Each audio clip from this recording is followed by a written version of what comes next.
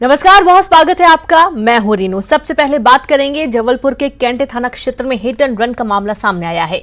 सोमवार की रात कैंट में दुर्गा प्रतिमाएं विसर्जन के लिए निकल रही थी, जिसके लिए पुलिस प्रशासन द्वारा वन वे ट्रैफिक व्यवस्था लगाई गई थी और इसी दौरान एक कार रॉन्ग साइड से वहां घुस आई। ड्यूटी पर तैनात एसआई सुरेंद्र यादव ने उसे रोकने की कोशिश की, लेकिन कार चालक नहीं रुका और आगे बढ़ गया। एसआई कार के पीछे भागता हुआ पहुंचा और कार के सामने खड़ा हो गया, लेकिन कार चालक ने कार रोकने की बजाय पुलिस कर्मी पर चढ़ाने की कोशिश की, जिसके बाद एसआई सुरेंद्र कार के बोनट पर चढ़ गया। कार चालक ने काफी दूर तक जाने के बाद ब्रेक लगाया, जिससे सुरेंद्र सड़क पर गिर गया और कार चालक उसे कट मारते हुए भाग गया। इस घटना में एसआई सुरेंद्र के दोनों हाथों में चोट आई है। पुलिस ने कार की पहचान कर ली है, जो रीवा की बताई जा रही है। कार चालक के खिलाफ विभिन्न धाराओं के तहत मामला दर्ज कर पुलिस कार और उसके चालक का पता लगाने का प्रयास कर रही है।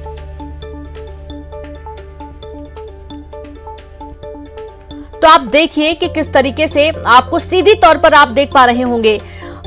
एसआई सुरेंद्र यादव कार के सामने चले गए। उन्हें लगा कि शायद वो यदि सामने खड़े होंगे तो गाड़ी रुकेगी, लेकिन गाड़ी नहीं रुकी है।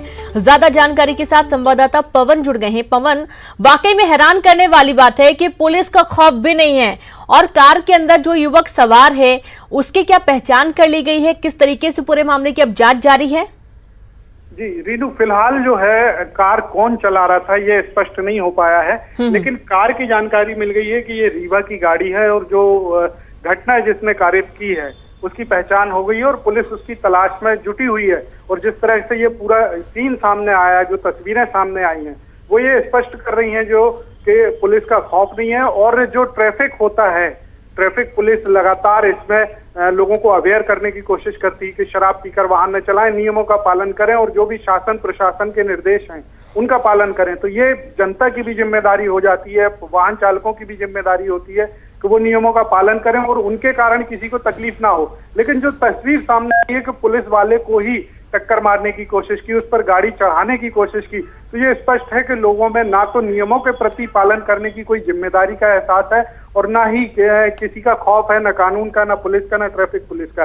जबकि प्रतिदिन चालान होते हैं, प्रतिदिन पुलिस वाहन चालकों के खिलाफ में कार्रवाइयां हो रही हैं। तो ये दोनों घटनाएं जो हैं ये बहुत बेहद शर्मनाक भी है वाहन चालकों के लिए। कहीं ना कहीं एक गैर जिम्मेदाराना जो व्यवहार है वो भी प्रदर्शित कर रही है। पुलिस के लिए भी ये इस तरह की तनाव की स्थितियां बन जाती हैं कि इस तरह की घटनाएं अगर होंगी तो उनके लिए सड़क पर खड़े होकर ट्रैफिक की व्यवस्था करना, लोगों को समझाना और वाहनों को सही दिशा में सही तरीके से चलाना, ये उनके लिए बेहद मुश्किल हो जाता है।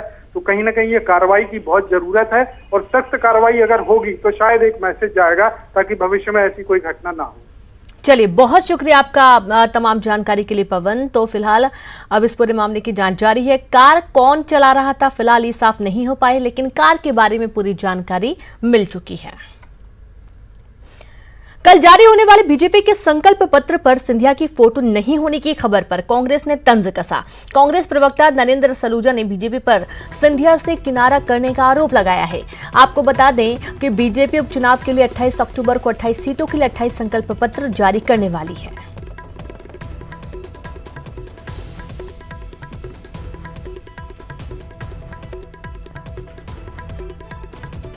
जो भाजपा लगातार बयान देती है कि ज्योतिरादित्य सिंधिया के कारण ग्वालियर चंबल में कांग्रेस जीती, कांग्रेस की सरकार उनके कारण बनी, और जो भाजपा जो ज्योतिरादित्य सिंधिया को अपना चेहरा बताती थी उनको पूरी तरह से दरकिनार किया जा रहा है, पूरी तरह से गायब कर दिया गया है। शिव ज्योति एक्सप्रेस रास्ते में कहीं पंचर पड़ी है। पहले डिजिटल रथ में से उनका फोटो गायब किया गया, उसके बाद स्टार प्रचारकों की सूची में उनको 10 नंबरी बनाया गया, उनके एक भी समर्थक का नाम शामिल नहीं किया गया। और अब बड़े ही आश्चर्यजनक है, भाजपा 28 को अपना संकल्प पत्र जारी कर रही है।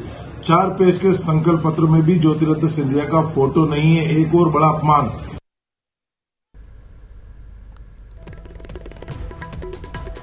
तो सुना आपने इस तरीके से अब कई सारी बातें हैं। और हालांकि अभी कुछ दिन पहले आपने सुना होगा जब बयान आया था कि सिंधिया जी अभी रीति नीति को समझ रहे हैं, धीरे धीरे वो समरस हो जाएंगे। इन तमाम ऐसे सारे बयानों के बाद अभी जो पोस्टर सामने आया है, अब उससे भी कई सारे सवाल खड़े हो रहे हैं।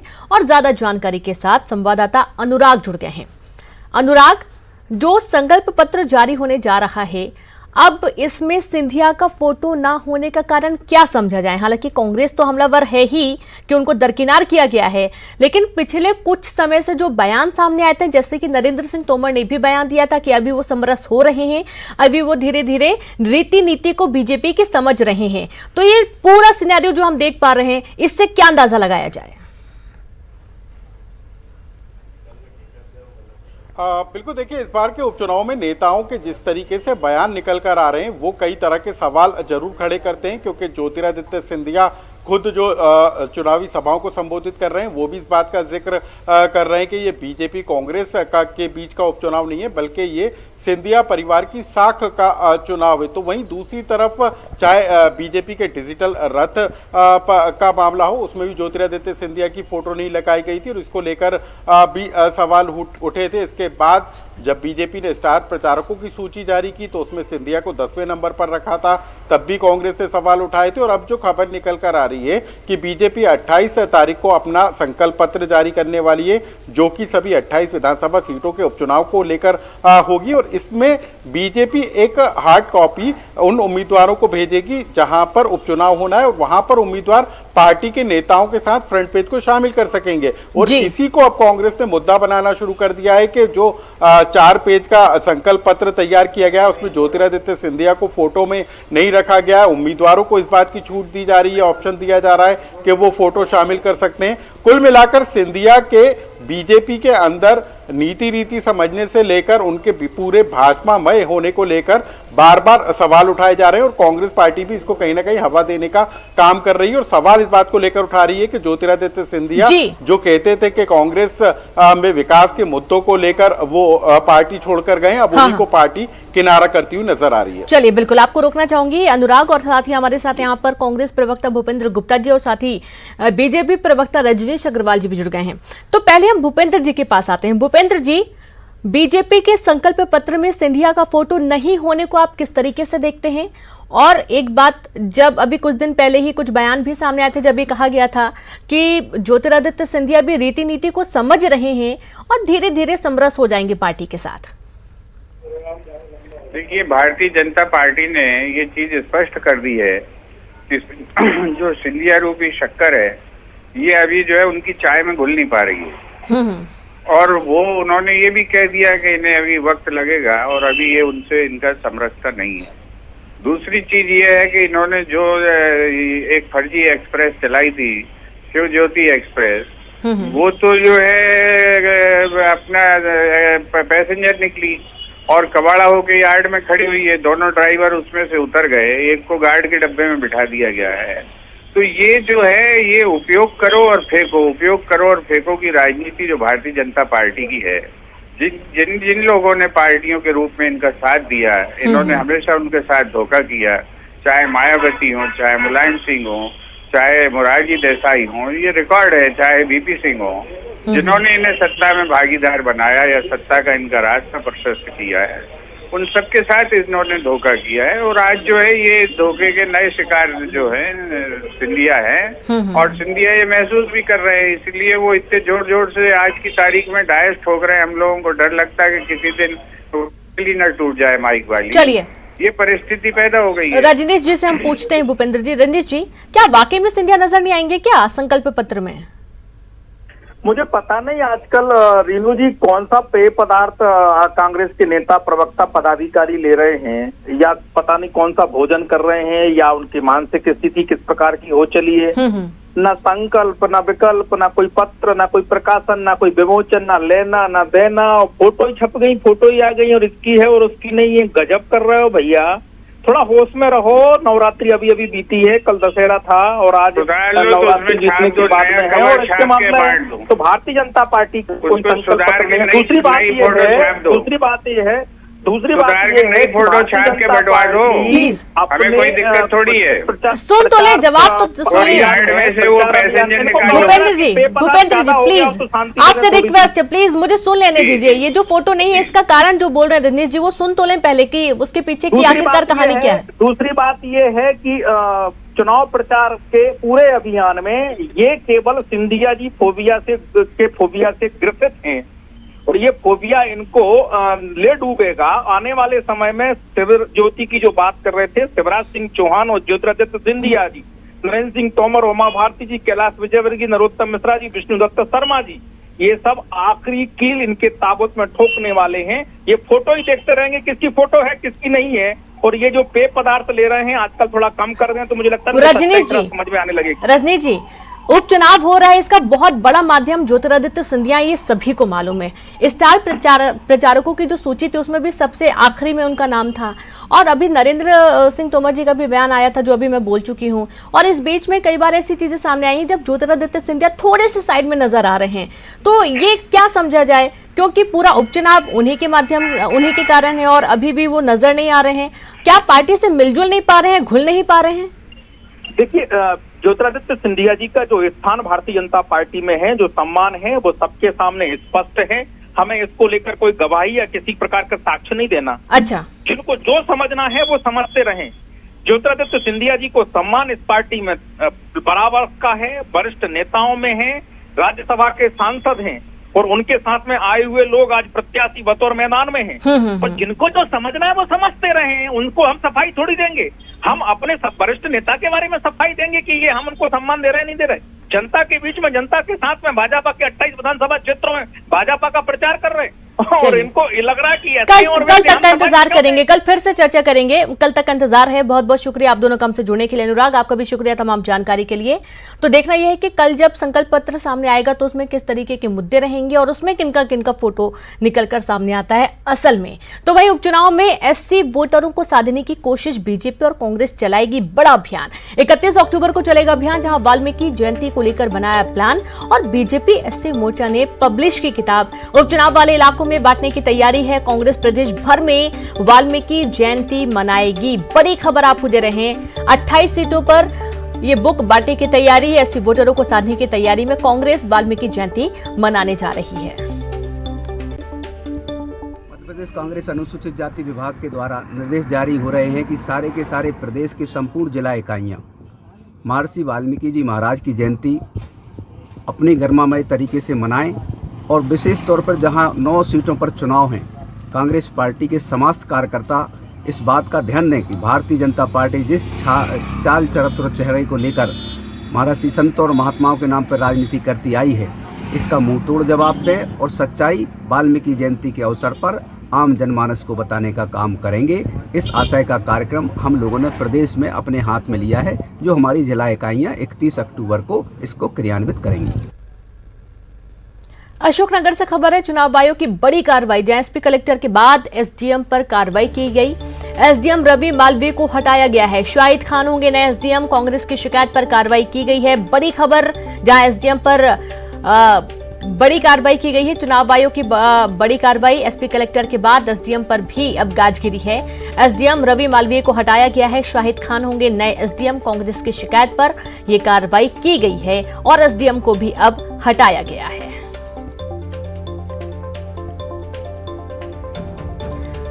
तो एसडीएम रवि मालवीय को हटाते हुए शाहिद खान अब नए एसडीएम होंगे। चुनाव आयोग ने बड़ी कार्रवाई की है। कांग्रेस ने इस पूरे मामले को लेकर शिकायत की थी, जिसके बाद इलेक्शन कमीशन की कार्रवाई में एसडीएम को भी हटाया गया है। उपचुनाव के रण में अब कर्मचारियों को लेकर संग्राम छिड़ चुका है। सीएम शिवराज ने कमलनाथ के बयान पर पलटवार करते हुए कहा है कि हार के डर से कांग्रेस बौखला गई है। कमलनाथ कर्मचारियों को धमका रहे हैं, जिसका संज्ञान चुनाव आयोग को लेना चाहिए। कल कमलनाथ ने कहा था कि सरकारी कर्मचारी बीजेपी के पक्ष में काम कर रहे हैं, लेकिन कर्मचारी याद रखें कि 10 के बाद 11 तारीख भी आएगी और इसी बयान को लेकर अब सीएम ने पलटवार किया है।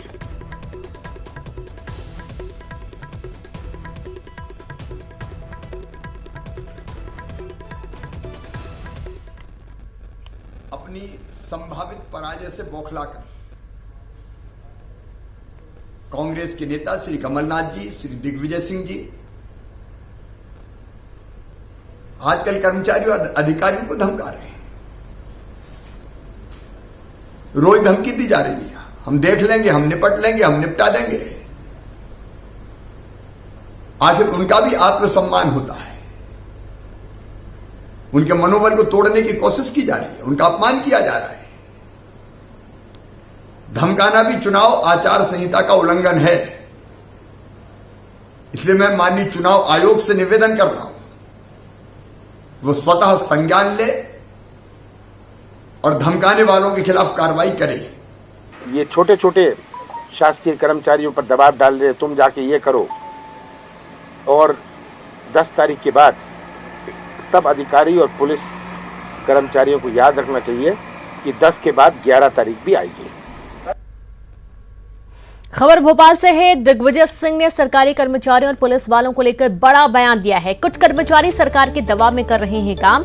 ग्वालियर चंबल में कुछ पुलिस वाले कर रहे नेतागिरी। हमारी सरकार रहे ना रहे, हमें ऐसे कर्मचारियों को सही करना आता है। दिग्विजय सिंह ने आज से अपने प्रचार शुरू करने को लेकर कहा, अभी आईपीएल चल रहा है। आईपीएल के आखिरी ओवर में कौन बल्लेबाज बैटिंग करता है आप जानते हैं। दिग्विजय सिंह ने सुर्खी में मतदाता सूची में गड़बड़ी की शिकायत भी चुनाव आयोग से की है।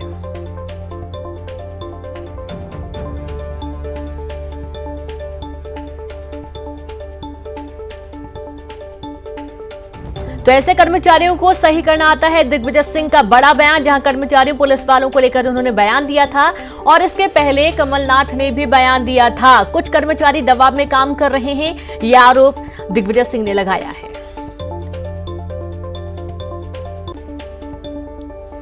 पुलिस थानेदारों पर जहां शिकायतें आई हैं उन पर हम नजर रख रहे हैं और उन्हें चेतावनी भी देते हैं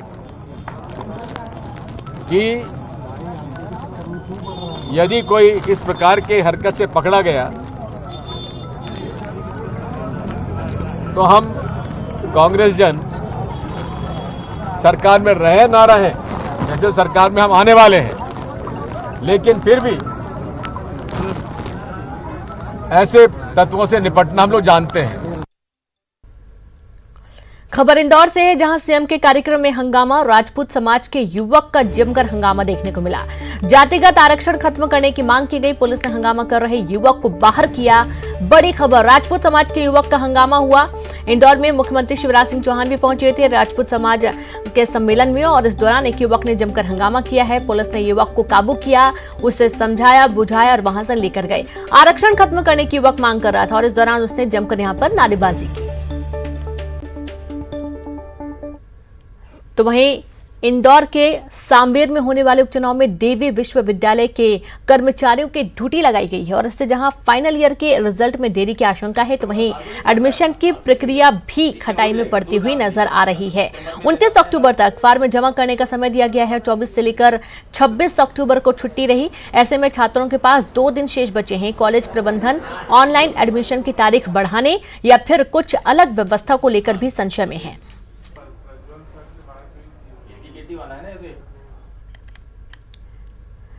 रायसेन में उमा भारती ने सांची बीजेपी प्रत्याशी प्रभुराम चौधरी के पक्ष में आम सभा को संबोधित किया। अपने संबोधन के दौरान उन्होंने कहा कि उन्होंने राजनीति नहीं छोड़ी है और अभी उन्हें प्रचंड राजनीति करनी है। उनकी माने तो 2024 में लोकसभा का चुनाव लड़ना है और मां गंगा के काम के लिए उन्हें 2 से 3 साल समय लगना है। जनता पार्टी में मेरी वापसी हुई, मुझे केंद्रीय मंत्री बनाया गया। उसके बाद मैंने ही कहा कि मुझे अभी 2-3 साल चुनाव नहीं लड़ना। मैंने राजनीति नहीं छोड़ी है, अभी मुझे प्रचंड राजनीति करनी है। अभी मुझे 2024 का लोकसभा का चुनाव लड़ना है। मैंने कहा कि मुझे अभी 2-3 साल गंगा के कार्य के लिए लगाना है और वो राजनीति से नहीं हो सकता, क्योंकि गंगा एक ऐसा विषय है कि उसमें सारे राजनीतिक दल एक हैं, पूरा मीडिया। और यहां पर वक्त एक ब्रेक का है, हम जल्द हाजिर होंगे। ब्रेक के बाद एक बार फिर से आप सभी का स्वागत है। कोरोना संक्रमण को देखते हुए सांवेर विधानसभा उपचुनाव में मतदान केंद्रों पर मतदाताओं के लिए विश्राम गृह और आइसोलेशन वार्ड भी बनाए जाएंगे और साथ ही मतदाताओं को वोट देने के लिए दस्ताने भी दिए जाएंगे, यानी कि कोविड से जुड़ी सारी व्यवस्थाएं की जानी है। कोरोना संकट से परेशान इंदौरियों के लिए राहत भरी खबर है। कोरोना की दूसरी लहर आई भी तो वो पहले जितनी घातक नहीं होगी। दूसरी लहर में संक्रमितों की संख्या भले ही ज्यादा रहे, लेकिन गंभीर मरीजों की संख्या कम होगी।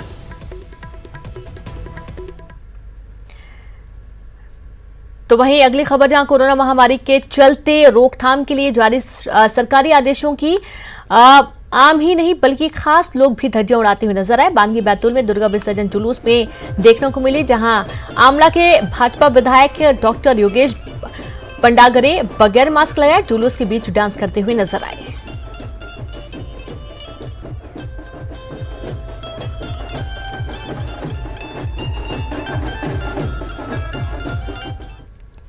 जबलपुर के सिविल लाइन क्षेत्र में बीते 3 दिनों से तेंदुए की दहशत बनी है। रविवार की रात जहां सर्किट हाउस के गार्डन में तेंदुए के पगमार्क मिले थे, तो वहीं मंगलवार को सर्किट हाउस के सीसीटीवी कैमरों में तेंदुए घूमते हुए कैद हुआ।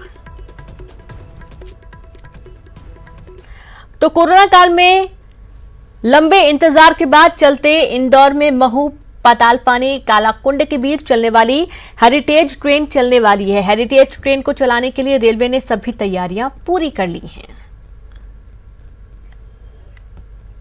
और इसी के साथ इस बुलेटिन में इतना ही। छोटे से ब्रेक के बाद देखिए छत्तीसगढ़ की खबरें। नमस्कार।